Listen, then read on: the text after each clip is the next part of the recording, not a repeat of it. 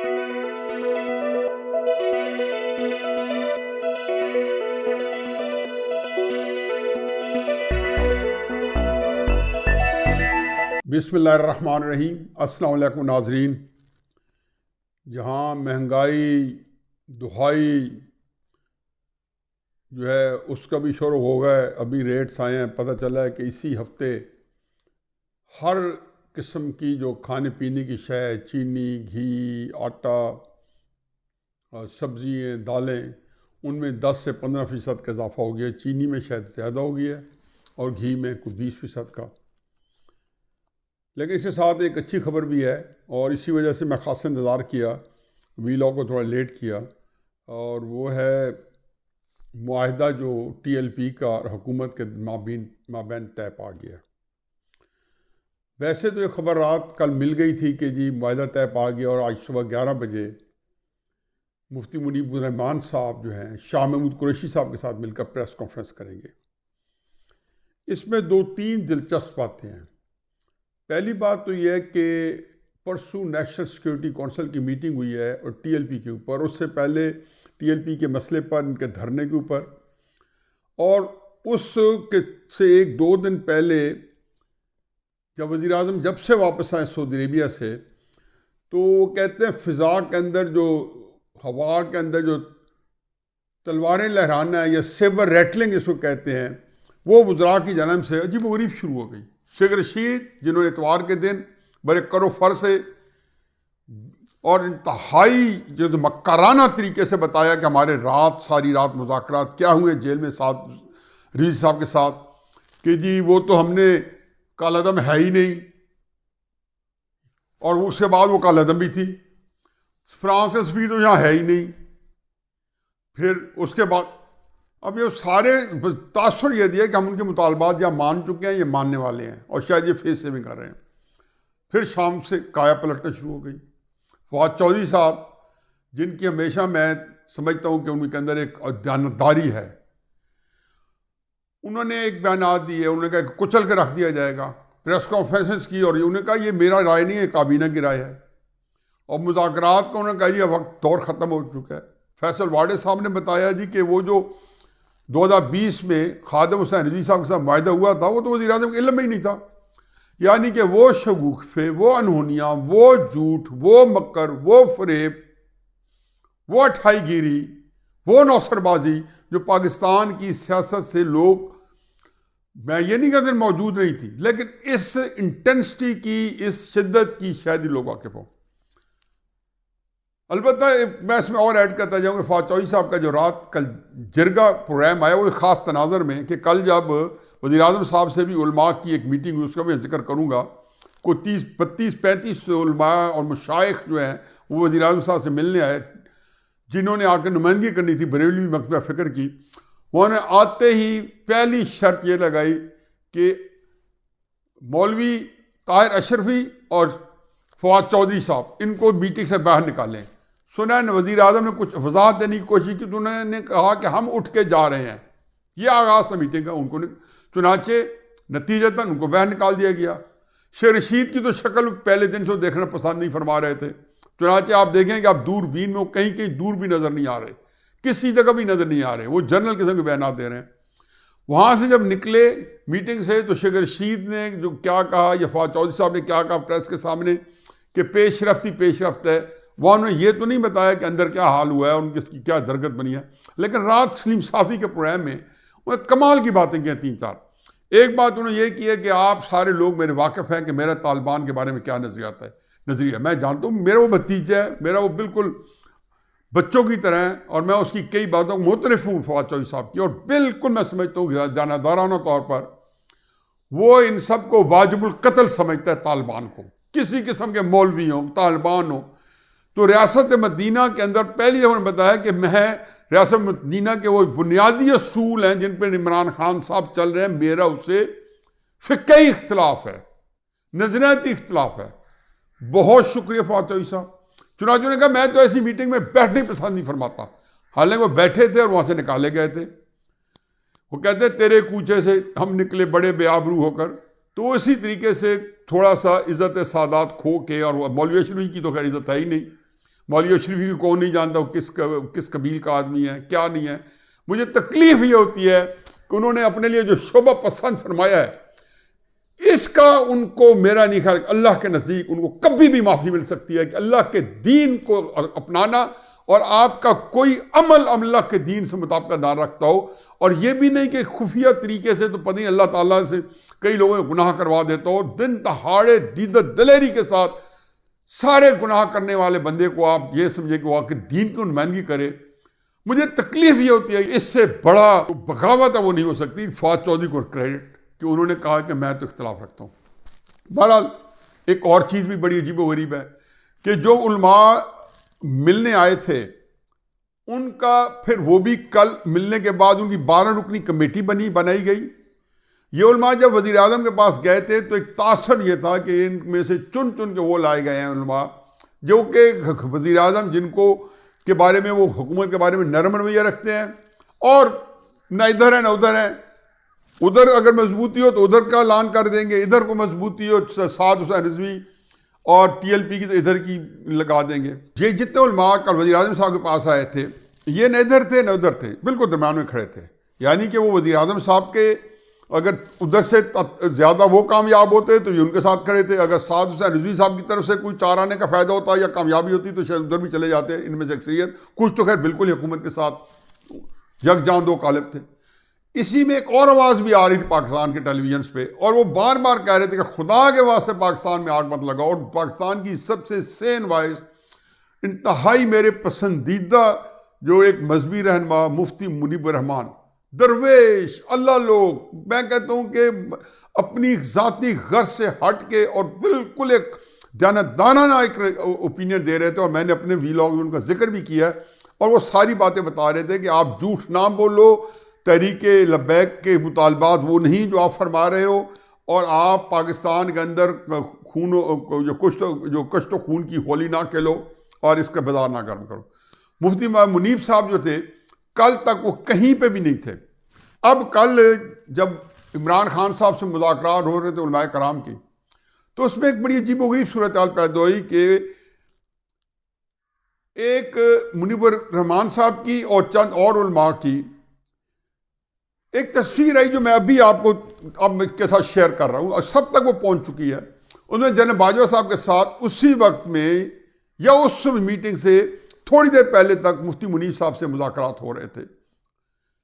अब आप ये ज़हन में रखें कि एक मुज़ाकरात वज़ीर आज़म साहब के साथ हो रहे थे जिनके नाम हामिद रज़ा और बाकी अल्लामा रिज़वी साहब और जितने लोग थे वहाँ मौजूद थे, शरकपुरी साहब और इस तरह के 30-35 उनकी 12 रुकनी कमेटी बनी। इधर कोई सिवाय इसके कि हुकूमत ने 3 रुकनी कमेटी बना दी थी। नेशनल सिक्योरिटी काउंसिल की मीटिंग की, उसमें मैं बात करूँगा जो जुमे को ही थी, परसों, यानी कि उस मीटिंग के बाद इन्होंने जो है ये मुनीब रहमान साहब की मीटिंग जो है इसकी सिर्फ तस्वीर आई। चुनाचे जो आज मामलात हुए इसी तनाज़ुर में देखें कि वो जो वज़ीर आज़म के साथ कमेटी थी और जो 12 रुकनी कमेटी थी उनको समझो फक से उड़ गई, उसका कोई वजूद नहीं, कोई उसका नाम निशान नहीं, कहाँ से आई थी, किधर चली गई है। शाह महमूद कुरैशी ने आज प्रेस कॉन्फ्रेंस में उनके नाम 12 के ज़रूर पढ़े हैं, लेकिन वो यही कहते हैं घोंगलों से मिट्टी जानना या एक जो है तफरीह जिसको थोड़ा सा बहरहाल हयार रखने के लिए या थोड़ा सा किसी का दिल रखने के लिए नाम पढ़े जा रहे हो, वगरना वो खालिस्तान मुनीब रहमान साहब की प्रेस कॉन्फ्रेंस थी और खालिस्तान उन्होंने बताया कि उनके साथ उन्होंने जो 2-3 बंदे बैठे थे और जिनके नाम बताया उन्होंने कैटेगोरिकली 4 नाम लिए, जिनको 3 तहरीके लब्बैक के जो नायब अमीर और उनके 2 बड़े रहनुमा और एक साथ रिजवी साहब, जो मैं 3-4 दिन से कह रहा हूं कि वो मंगल के दिन से इस्लामाबाद में बैठे हैं, उनके साथ मीटिंग हो रही है, मुज़ाकरात हो रहे हैं। एक अहम बात और भी, जब उन्होंने कल मीटिंग ख़त्म हुई उलमाए कराम की वज़ीर आज़म से, तो उन्होंने कहा जी कि उस वक्त मुझे इस बात की बात समझ नहीं आई, लेकिन जब रात में तस्वीर देखी तो मुझे बात समझ आ गई। उसने फरमाया कि ये मुज़ाकरा यहाँ भी हो रहे हैं और कई जगहों पे हो रहे हैं। चुनाचे जब वो तस्वीर आई तो मैंने कहा हो ये तो असल जगह पे हो रहे हैं। मैं कोई पॉइंट स्कोर ही नहीं कर रहा, मैं इमरान खान को उन्होंने मुफ्ती मुनीब रहमान साहब ने जिस वक़ार और स्टीम में रखा है, ज़ाहिर वज़ीर आज़म की मर्ज़ी ना होती तो ये भी ना होते, लेकिन एक बात तो समझ आ गई कि असल मुज़ाकरात कामयाब जनरल बाजवा साहब के साथ हुए। ये कोई अच्छी खबर नहीं है। मेरे नज़दीक असल मुज़ाकरात वहाँ होने चाहिए थे जहाँ इमरान खान साहब जो हैं वो बैठे हैं और वो मुज़ाकरात कर रहे हैं, सियासी हुकूमत मुज़ाकरात कर रही है। उनका रोल जो था डिजोरो था, डिफेक्टो रोल था आर्मी चीफ का। अब उससे पहले आ जाए नेशनल सिक्योरिटी काउंसिल। उसके बाद इन्होंने बयानिया तो ये दिया कि जी उन्होंने एक कंसेंसस था, उन्होंने कहा जी रियासत के खिलाफ तशद्दुद बर्दाश्त नहीं किया जाएगा, सारी बात हुई। लेकिन जो बात उन्होंने नहीं की, और वो बिल्कुल हतमी बात है जो मैं आपके सामने रखता हूँ, और वो बात है कि जी नेशनल सिक्योरिटी की मीटिंग के अंदर कैटेगोरिकली हमारी सिक्योरिटी एजेंसी ने बता दिया था कि हम निहत्ते अवाम पर रेंजर्स और फौज गोली नहीं चलाएगी। एक ये बात खातिर जमा रखें। चुनाचे 2 महीने के लिए रेंजर बुलवाई गई थी। मैंने कहा इमरान खान, कल मैंने कहा था बड़ा घिनौना खेल खेल रहे हैं और रेंजर्स को उनको लड़वाने की कोशिश कर रहे हैं और रेंजर से गोली चलवा के वो एक ऐसी चीज़ को जला देंगे जो पाकिस्तान में आज तक किसी खाते में नहीं आई, न सुनने में आई है। चुनाचे एक तो वो बच गया कि उन्होंने कैटेगरिकली कहा। तो उसके बाद ये वज़ीर आज़म ने भी मीटिंग कॉल की और जनरल बाजवा साहब ने मीटिंग कॉल की। इफेक्टिव मीटिंग अब जो है वो मुफ्ती मुनीर साहब की थी। मुफ्ती मुनीर साहब की प्रेस कॉन्फ्रेंस जो 11 बजे होनी थी वो बड़े लेट होके पूरे 2:45 बजे हुई, और जब 11 बजे से मुलतवी हुई तो उनको बता दिया गया, हालांकि टेलीविजन ने कहा कि 3:30 बजे होगी, लेकिन मुझे उन्हीं सोर्सेज ने बार बार बताया, बल्कि सुबह कोई 10-11 बजे करीब असलम खान साहब जो हमारे बड़े जय्यद किस्म के जर्नलिस्ट हैं, उन्होंने अपने एक वीलॉग किया 2.5 मिनट का, उन्होंने बता दिया था ये मुआहदा तय हुआ है और ये चीज़ें जो हैं उसमें हैं। अब मुआहदा क्या तय हुआ है? मुफ्ती मुनीब रहमान साहब ने कमाल हिकमत और कमाल फ़हम के साथ सामने नहीं लेके आए, ना उन्होंने कहा ना किसी की बेइज्जती उन्हें इज्जत नहीं है, लेकिन जो चीज़ तय हुई है धरना ख़त्म कर दिया जाएगा। चुनांचे आज सुबह से खबरें आप टीवी पे देख रहे होंगे, धरने वाले पर सामान समेट रहे हैं, यानी कि जो उनको कहा गया तो उन्होंने अमल दरामद शुरू कर दिया। दूसरा यह है कि जी 7 हुसैन रिजवी साहब के खिलाफ और बाकी भी जो उनके बड़े बड़े लीडर्स और कारकुन गिरफ्तार हैं, जिनके खिलाफ शेड्यूल 4 के तहत मुकदमा टेररिज्म के, वो सारे वापस ले लिए जाएंगे। सुप्रीम कोर्ट ने 7 हुसैन रिजवी की पहले जमानत कर दी है। अब उनको कल उनको जमानत पर रिहा कर दिया जाएगा, क्योंकि कोई बात नहीं रह जाएगी, जैसी शेड्यूल 4 से उनको निकाला जाएगा। तीसरा यह है कि जी पार्लियामेंट के अंदर जो करारदाद फ्रांसीसी सफीर को निकालने की हुई है उसको बाकायदा शद्दोमत के साथ हफ्ते 10-15 दिन के बाद, ताकि ये तासुर ना मिले कि हुकूमत झुक गई है। और इसलिए मुफ्ती मुनीब रहमान साहब ने बार बार कहा कि 10 दिन तक कोई सवाल ना करें।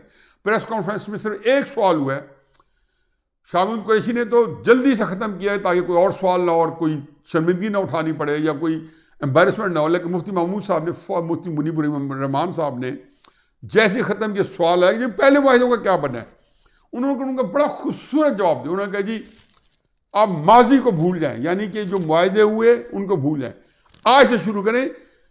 लेकिन उनका जो मौक़िफ़ बड़ा खुला और साफ था कि जो माजी मुआहिदे हुए उन पर दरामद करना हुकूमत का फ़र्ज़ है। और उन्होंने फिर कुरान की आयत भी पढ़ी और फरमाया कि जी अल्लाह ताला ने कहा कि अपने मुआहिदों का पास करो, अपने मुआहिदों को हल्का ना लो, अल्लाह के हाँ इसकी पूछ गूछ होगी।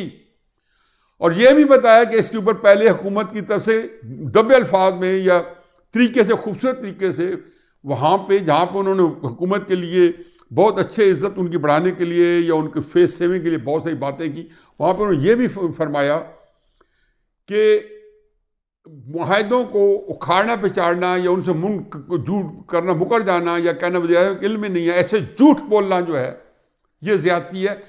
मतलब यह है कि इस मुआहिदे के ऊपर जो है उम्मीद होना यह कि हुकूमत अब पीछे नहीं हटेगी, झूठ नहीं बोलेगी। तो मुआहिदा वही तय हुआ, परनाला वहीं का वहीं है जहाँ से चला था। हुकूमत को क्या मिला? और साथ उन्होंने कहा कि जब पहले शुरू किया दुआ मग़फ़िरत की, जो नौजवान फ़ौज के काम आए इसके अंदर अल्लाह ताला उनके दर्जात बुलंद करे, जो पुलिस एहलकार कानून के अमल दरामदी के लिए वो बेचारे शहादत का रुतबा पा गए, उनको अल्लाह ताला उनके दर्जात बुलंद करे। और जो तहरीक लब्बैक के हुब्बे रसूल के लिए और मुखलिसाना कोशिश के लिए, मुफ्ती साहब के अल्फाज हैं, जिन्होंने अपनी जानों का नजराना दिया और जो शहीद हुए, अल्लाह ताला उनकी मग़फ़िरत करे और सबके लिए, उन्हें सबके लिए दुआ कराई। इससे खूबसूरत तरीके से आप शुक्र अदा करें कि मुफ्ती मुनीबुर रहमान साहब एक मौजूद थे, वगरना जो आप लोगों की अकलें थी जो थी, मैं तो कल जियो के प्रोग्राम में कहा था, कल के प्रोग्राम में कहा था कि जिस तरफ ये लेके जाना चाह रहे थे या ये ले जा सकते थे या जो इनकी कैपेसिटी थी, ये तबाही बर्बादी थी। आखिरी बात जो है, बातें तो छोटी छोटी, मुआहदा मैंने बता दिया क्या तय हो गया, यही तय हुआ है। अगले 10 दिन में आप इसी पे अमल बदलाव देखेंगे। ये अंदर की बात है। नेशनल सिक्योरिटी काउंसिल के अंदर की बात क्या है कि कोई गोली फौज नहीं चलाएगी, उन्होंने जो तासर दिया गलत दिया। तीसरी बात यह है कि फौज चौधरी को, मुफ्ती जो शेख रशीद को, इनको उन्होंने एक धत्कार के बाहर निकाल दिया है, और साथ मौलवी अशरफी को धत्कार के बाहर निकाल दिया है कि इनको किसी सूरत में अंदर ना आने दिया जाए और किसी सूरत इनको भिनक न लगनी जाए। चुनावी प्रेस कॉन्फ्रेंस में भी आपको वही चेहरे नजर आए जो 3 रुकनी बनी थी।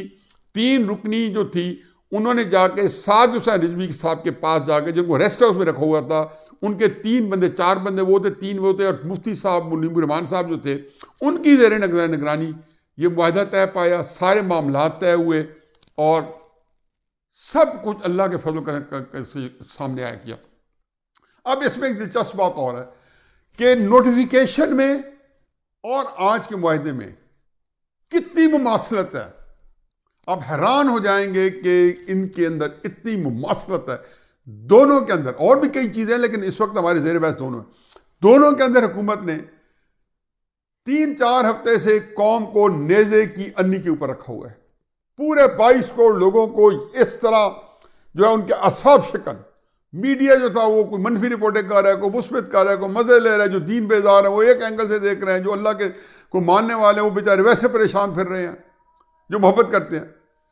अब इसके बाद देखें, हुकूमत से पूछना बनता है कि आपने दोनों चीजों में वही किया जो कि 2020 में खादम रिजवी साहब के साथ मुआहदा किया, वही किया जो इन लोगों के साथ आपने जो है जनरल बाजवा साहब के साथ पहले दिन कमिट किया, फिर आज से 3-4 हफ्ते बाद जो है 3-4 हफ्ते पहले कमिट किया। अकेली मुलाकातों में 2 मुलाकातें हुई थी बाजवा साहब के साथ आज से 3-4 हफ्ते पहले। वो कहते हैं ना कि नानी ने खसम किया, बुरा किया, करके छोड़ दिया, उससे ज्यादा बुरा किया। इमरान खान साहब, ये 2 चीजें हैं आपके इक़्तिदार के 2, 4, 6, 8 महीने जो रह गए हैं या 2 साल रह गए हैं, वो तो आपको पता चल गया है कि हुकूमत आपके पास है, मामला जनरल बाजवा साहब ने तय कराया।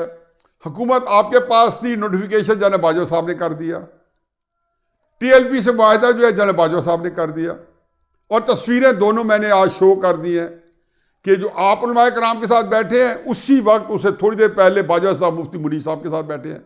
उधर से भी तस्वीरें इशू हुई, उधर से भी हुई। फाइनली आज प्रेस कॉन्फ्रेंस जो थी किसकी थी, और डिले भी इसलिए हुई कि शायद हुकूमत मिन्नत तल्ले करती रही कि उनको बैठने दिया जाए प्रेस कॉन्फ्रेंस में जिनको इमरान खान ने बुलाया था। जो कि जाहिर है कि मुफ्ती मुनीर साहब ने कहा कि वो मुखालिफ नहीं है, लेकिन इसका मौका मुनासिबत नहीं है, ताकि क्लैरिटी रहे कि मामला कहाँ से हल हुआ है और किस तरीके से हल हुआ है और किस मंतकी अंजाम में पहुँचाए। इस लिहाज से बहरहाल चाहे सही हुआ या गलत हुआ है, सही रास्ता अख्तियार किया या गलत, मैं जनरल बाजवा साहब का शुक्रिया अदा करता हूँ कि उन्होंने कौम को इस अजाब से निजात दी है।